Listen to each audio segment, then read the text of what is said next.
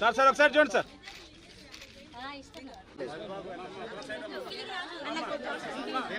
మీరు వెనక్కి వచ్చేది ఒక 5 నిమిషాలు మీరే పోండి. Sir sir sir sir sir ఇటుపక్కూడ తిరగండి సార్. సరే ఇటుపక్కూడ తిరగండి సార్. సరే పడుకోండి సార్.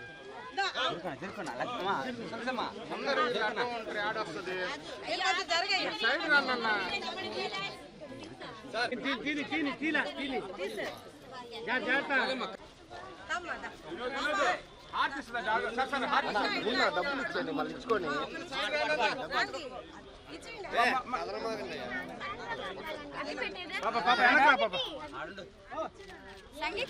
అన్నా మీరు వెనక్కరన్నా ఒకరు వెనక్కి పో.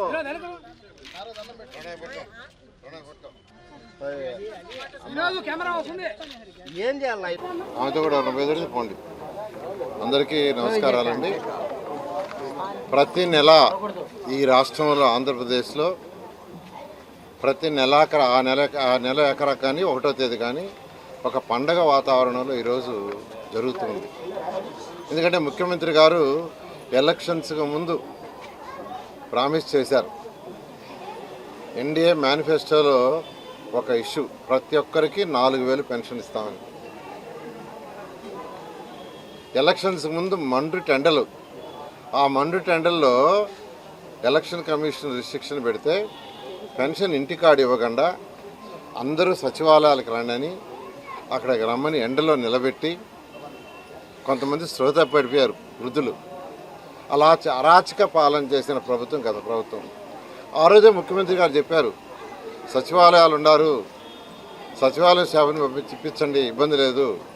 చెప్పిన ఇన్లా మా ముఖ్యమంత్రి ఆ రోజు చెప్పిన ఇన్లా గత ప్రభుత్వం మా మీద అబండాలు వేయాలని వాళ్ళని యాక్చువల్గా సచివాలయకి పిలిపించి ఆ ఎండలో మండు టెండలో ఆ రోజు ముఖ్యమంత్రి గారు చెప్పారు, ప్రభుత్వం రాగానే ఫస్ట్ 4,000 పెన్షన్ చేస్తాను, చేయటమే కాదు 3 నెలలు అరియర్స్ కూడా ఇస్తానన్నారు. మార్చి ఏప్రిల్ మే అన్న ప్రకారం మొదటి నెలలో 7,000 రూపాయలు ఇచ్చారు. అంతేకాదు అధికారులకు ఇచ్చిన ఆదేశం ఏంటంటే ప్రతి నెల 1వ తేదీ మార్నింగ్ మొదలుపెట్టాలి. ఒకవేళ 1వ తేదీ ఆదివారం కానీ ఏదైనా పండగ వస్తే ముందు రోజు ఇవ్వండి. ఈ నెల 1వ తేదీ నెక్స్ట్ మంత్లో 1వ తేదీ ఆదివారం వచ్చింది. అందుకనే ముఖ్యమంత్రి గారు ఈరోజు ఇవ్వమని చెప్పారు. రాష్ట్రం మొత్తం పండుగ వాతావరణంలో ఈరోజు ఈ యొక్క పెన్షన్స్ ఉదయం 6 గంటల నుంచి అటు అధికారులు ప్రజాప్రతినిధులు అందరూ కలిసి ఇస్తున్నారు.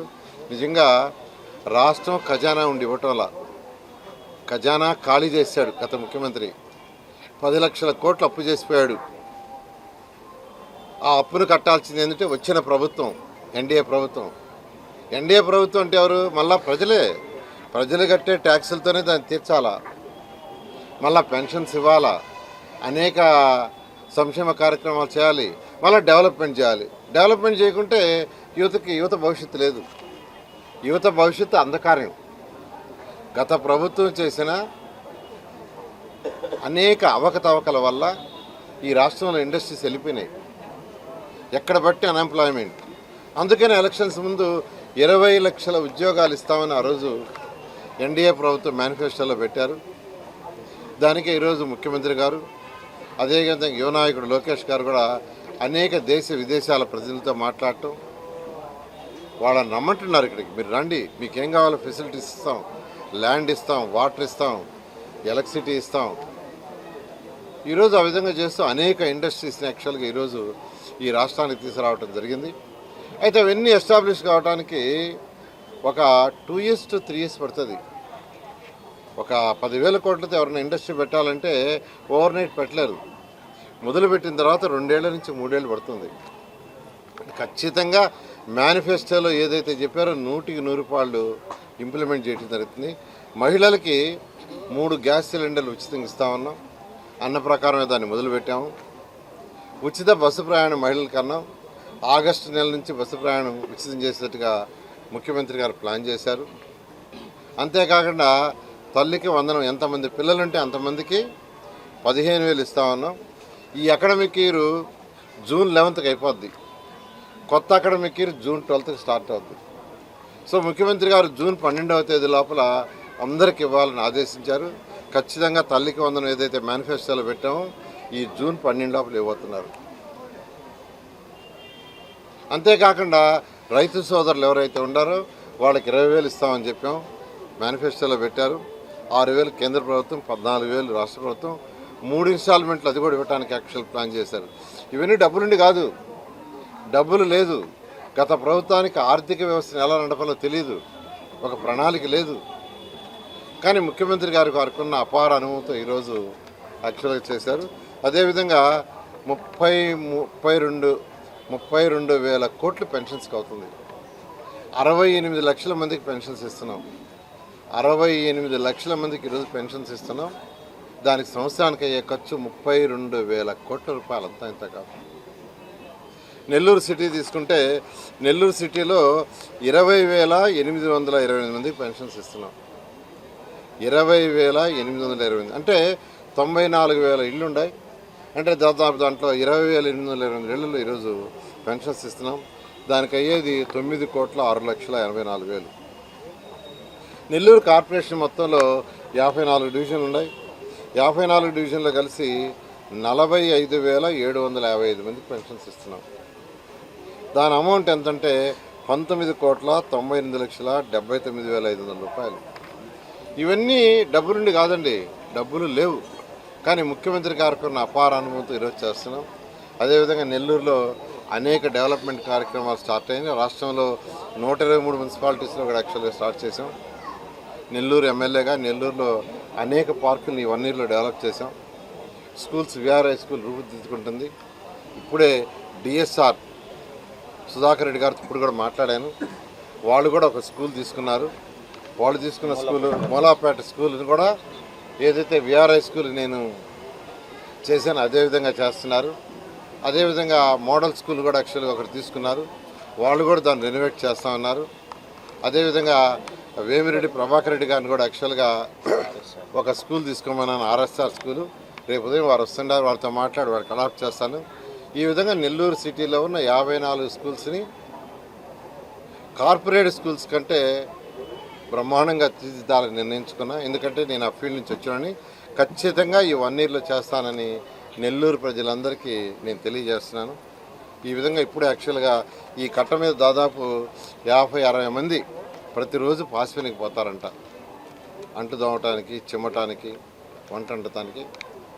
అటువంటి వాళ్ళకే ఫస్ట్ ప్రయారిటీ నేను ఇవ్వదలుచుకున్న స్కూల్స్లో. ఇప్పుడే యాక్చువల్గా ఆ తల్లులను పిలవమని అక్కడ ఉంటే, పాసిపోయినకి పోయి ఉంటే సరే, లేకుంటే ఆ తల్లులను పిలిస్తే వాళ్ళతో కూడా ఇంటరాక్షన్ అవుతామని, వాళ్ళకి పిల్లల మీద ఎలాంటి కోరికలు ఉన్నాయి, పిల్లల్ని ఎలా డెవలప్ చేసుకోవాలని, ఏం చేయాలి కోరిక ఉంది, ఐఏఎస్ ఆఫీసరా, ఐపీఎస్ ఆఫీసరా, డాక్టరా. ఎందుకంటే ప్రతి తల్లికి పేదవాడైనా గొప్పవాడైనా ఉండేది వాళ్ళ పిల్లల్ని ఒక IAS officer, IPS officer, doctor, engineer, lawyer, ఒక బిజినెస్ మ్యాగ్నెటో చేయాలంటుంది. ఒక సైంటిస్టు, ఒక మిలిటరీ ఆఫీసరు, ఒక లాయరు, ప్రతి ఒక్కరికి ఉంటుంది. కానీ కొందరికి అవకాశాలు ఉంటాయి, కొందరికి అవకాశాలు ఉండవు. అవకాశాలు లేని వాళ్ళకి P4 ప్రోగ్రాంలో అవకాశాలు కల్పించడమే ముఖ్యమంత్రి గారి యొక్క ధ్యేయం. P4 అనే కార్యక్రమం తీసుకొచ్చారు. అంటే రాష్ట్రంలో ఉండే టాప్ 10% ఎవరైతే ఆల్రెడీ డెవలప్ అయి ఉండారో అన్ని రకాలుగా, వాళ్ళు బాటంలో ఉండే 20%ని అడాప్ట్ చేసుకొని వాళ్ళకి డబ్బులు ఖర్చు పెట్టే కాదు, మెంటరింగ్ అంటే ఏమేమి పాసిబిలిటీ ఉండే వాళ్ళు డెవలప్ కావడానికి సజెషన్ చేయటం, ప్రభుత్వం పథకాలు ఉంటే వాటిని అందించే విధంగా చేయటం, ఇంకేదైనా వాళ్ళు సొంతగా హెల్ప్ చేయగలిగితే చేసే విధంగా చేయటం. ఇదే P4 ప్రోగ్రాం. ఈ P4 ప్రోగ్రాంలో ఈ స్కూల్స్లో ఎవరైతే పిల్లల్ని చేరుస్తున్నారో వాళ్ళ కుటుంబాలను కూడా కొందరికి మ్యాప్ చేసేట్టుగా రిక్వెస్ట్ చేస్తున్నాను. త్వరలో చేస్తాం. ఈరోజు నెల్లూరు సిటీలో 6,000 మంది స్టూడెంట్స్ చదువుతున్నారు మున్సిపల్ స్కూల్స్లో. నెల్లూరు సిటీలో 6,000 మంది స్కూల్ చదువుతున్నారు. నేను మళ్ళీ ఒకసారి చెప్తున్నాను, ఈ 5 సంవత్సరాలు అయిపోయే లోపల ఈ స్కూల్స్లో 10,000 మంది చదువుతారు. ఈరోజు 6,000 ఉన్నారు, 6,000 మంది ఉన్నారు. రాబోయే 4 సంవత్సరాల్లో 10,000 మంది అవుతారు. ఎలా అవుతారు మీరు అడగచ్చు. క్వాలిటీ ఆఫ్ ఎడ్యుకేషన్ ఇస్తే వాళ్ళే వస్తారు. నేను చెప్పేది అక్కడ క్వాలిటీ ఆఫ్ ఎడ్యుకేషన్ 54 స్కూల్స్లో ఇవ్వబోతున్నా. ఈరోజు నారాయణ అండ్ అదర్ ఇన్స్టిట్యూషన్స్ అలానే వాటికంటే బెటర్ క్వాలిటీ ఇవ్వబోతున్నా. 2014-19లో చేశాను. రాష్ట్రంలో 2000 మున్సిపల్ స్కూల్స్లో చేశాను. ఈ యొక్క మంత్రివర్యులైనటువంటి లోకేష్ గారితో నేను డిస్కస్ చేయమన్నారు.